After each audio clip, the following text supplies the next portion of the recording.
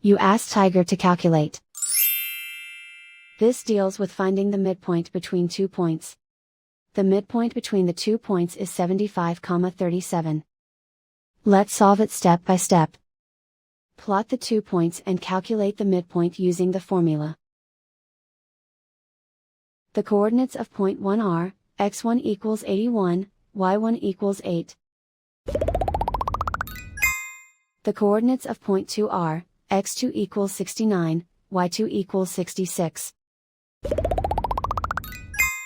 PM represents the midpoint of the 2 points.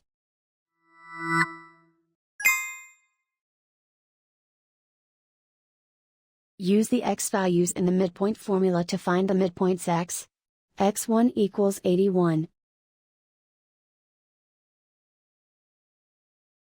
x2 equals 69. Simplify the arithmetic.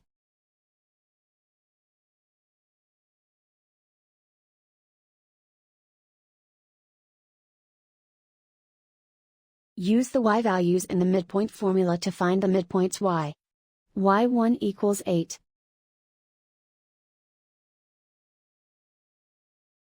y2 equals 66. Simplify the arithmetic.